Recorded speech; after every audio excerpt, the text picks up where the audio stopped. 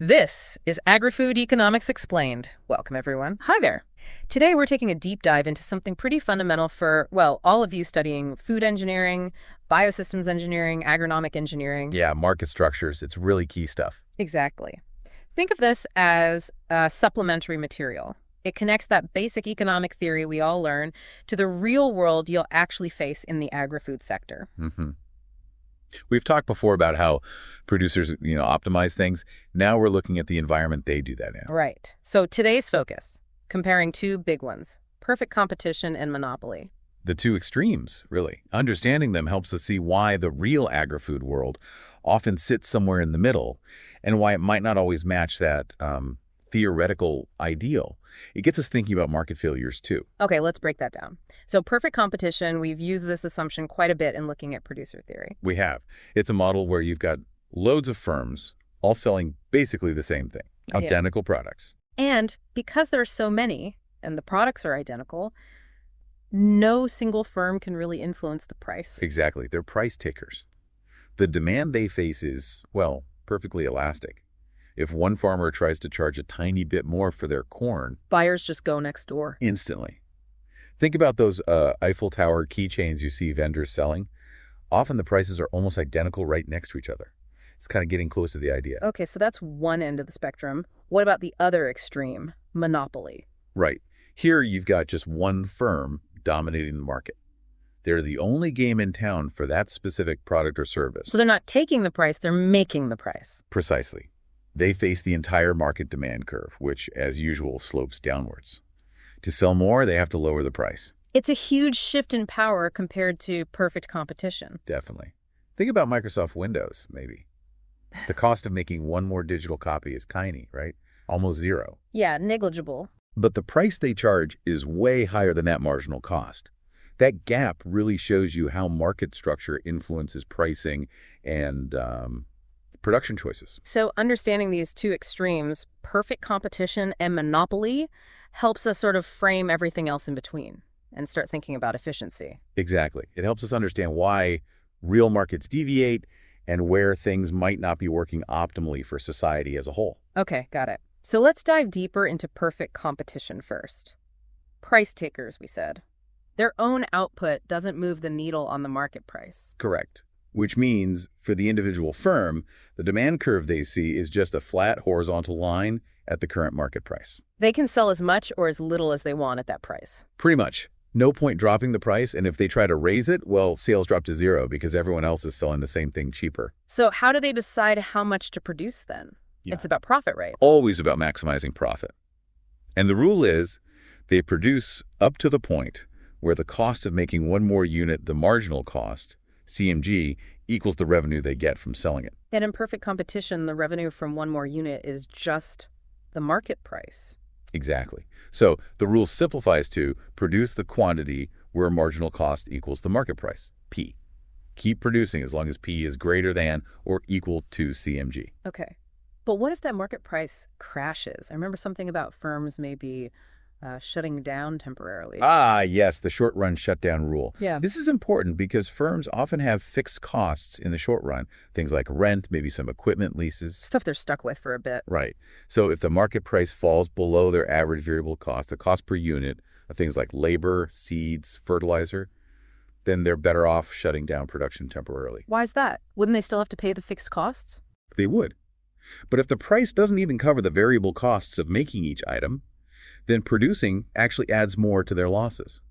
By shutting down, they only lose their fixed costs, which is better than losing fixed costs plus some variable costs on top. It's about minimizing loss. Okay, that makes sense for a temporary dip. But what about the long run, if prices stay low? Well, in the long run, firms aren't stuck with those fixed costs in the same way. They can make bigger changes. If the price consistently stays below their average total cost covering everything, fixed and variable, they'll eventually exit the market altogether. And the flip side, if prices are high, If a price is consistently above the average total cost, that signals profits, and that attracts new firms to enter the market. and this entry and exit thing, that's what drives long-run profits down to zero in perfect competition, isn't it? Exactly right. New firms enter, supply increases, the market price gets pushed down. This keeps happening until the price equals the minimum point on the average total cost curve. So firms end up just covering all their costs, including the opportunity costs of their time and capital, but no extra economic profit. Correct. And the long-run supply curve for the market becomes horizontal at that minimum average total cost. Firms end up producing at their most efficient scale. But hang on, you sometimes see industries where firms seem to make profits for longer. Are there exceptions? There can be real-world complications, sure. One big one is barriers to entry. If it's hard for new firms to get in, maybe high setup costs, regulations, patents. Like needing a specific license to grow something. Exactly. Then existing firms might be able to keep some profits. Another thing is that firms aren't always identical. Think about farming some land is just better, more fertile. So lower costs for those farmers. Right. Or maybe different countries have different costs for producing, say, cotton. Even if the marginal farm entering at a higher price makes zero economic profit, the more efficient farms with lower costs might still be profitable. Okay, so that can lead to an upward-sloping long-run supply curve, even if the last firm entering breaks even. Yes. Or if input costs, like labor, rise for everyone as the industry expands. But the core idea remains. Perfect competition pushes towards zero economic profit and efficiency. And the key outcome for society is that price ends up equaling marginal cost in the long run. Yes, P equals MC. That's the benchmark for allocative efficiency. Yeah. Resources are going where they're most valued, and the price reflects the true marginal cost of production. Okay, crystal clear on perfect competition. Let's switch gears completely now. Monopoly. Right. One seller, price maker. Facing that downward sloping market demand curve. So if they want to sell more units, They have to lower the price. And critically, they lower it not just on the extra unit they want to sell, but on all the units they sell. Ah, okay. And that's why their marginal revenue, the extra revenue from selling one more unit, is different from the price. Exactly. It's always less than the price. You have two effects happening. The quantity effect, you sell one more unit, you get the price for that unit. But then there's the price effect. To sell that extra unit, you had to cut the price on all the previous units you were already selling. So that cuts into your revenue gain. So marginal revenue is below the demand curve. Always below the demand curve for a monopolist. We saw that graph, figure 3 in the text, showing the demand curve and the steeper marginal revenue curve below it. And how does this monopolist maximize profit then? Is the rule still related to marginal cost? The core logic is the same. Produce where the marginal benefit equals the marginal cost. For the monopolist, that means producing the quantity where marginal revenue, RMG, equals marginal cost, CMG. Okay, RMG equals CMG. But wait, you said marginal revenue is less than the price? Correct. So they find the quantity where RMG, CMG. But then to find the price, they go up from that quantity to the demand curve. Ah, so the price they charge is determined by what consumers are willing to pay at that specific quantity. Exactly. And because the demand curve is above the marginal revenue curve, that price will be greater than the marginal cost. So P RMG equals CMG. Figure 4 showed this clearly. Right. Price is higher than marginal cost. That's the key difference in the outcome compared to perfect competition.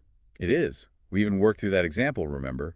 Q equal 24, P for demand. Yeah, and the marginal revenue was MR equals 24 to Q, definitely steeper.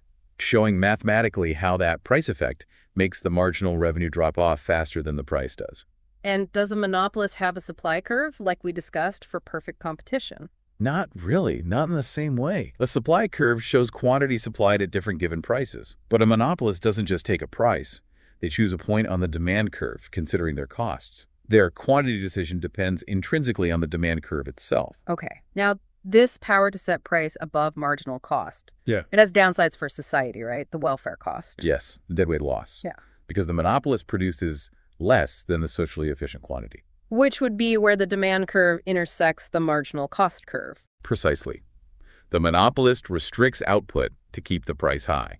But this means there are potential buyers whose willingness to pay is greater than the monopolist's marginal cost of production. But the sale doesn't happen because the price is too high. Right. Mutually beneficial trades are lost. That's the deadweight loss. A reduction in total surplus or overall economic welfare. It's illustrated in Figure 7. We also briefly mentioned natural monopolies. What was the deal there again? Oh, right. That's where the market structure itself sort of favors a single provider, usually because of really high fixed costs and falling average costs over the relevant range of output. Like water pipes or electricity grids. Exactly. The cost of duplicating that infrastructure is huge, So it can be genuinely cheaper overall for one firm to serve the entire market. Average cost keeps falling as they produce more. But that still gives them monopoly power. It does, which is why they're often regulated. Governments might try to control the price, but it's tricky. Well, if you force them to price at marginal cost, like in perfect competition, that price might be below their average total cost if ATC is still falling, so the firm would make losses. Ah, right. So regulators have a tough balancing act. Very much so. Okay, so let's quickly recap the big contrast. Perfect competition. P, MC, efficient quantity, zero long-run profit. Generally, yes. Monopoly. PMC, inefficiently low quantity, potential for long-run profit. That sums up the core differences nicely. Two ends of the spectrum. And understanding this is crucial for agri-food economics because we see elements of both, don't we? Absolutely. Think about basic agricultural commodities. Corn, wheat, soybeans, lots of producers, similar products. It often looks a lot like perfect competition, at least at the farm gate level. But then you might have, say, a company with a really strong brand for a processed food or maybe a patent on a specific seed technology. Yeah, that starts to look more like it has some degree of monopoly power, facing a downward sloping demand curve for its specific product. And that structure affects everything. Prices, how much gets produced, maybe even how efficient the sector is. Definitely. Pricing strategies, investment decisions, innovation incentives, they all link back to the competitive environment. Which leads to a really interesting question for you, our listeners, to think about. How do these different market structures impact innovation in the food industry? Yeah, that's a good one. Does intense competition force constant, maybe small innovations just to survive? Or does the potential for monopoly profits give firms the cash and the security to invest in bigger, riskier R&D projects? It's not a simple answer, something to mull over. Think about real examples, in the agri-food world. Do they feel more competitive or more monopolistic? And what does that seem to mean for prices, product variety, and new developments? Great final thought. And we'll actually build on this next time, looking at the market structures that sit between these two extremes, like oligopoly. Looking forward to it. So thanks for taking this deep dive with us today on Agri-Food Economics Explained.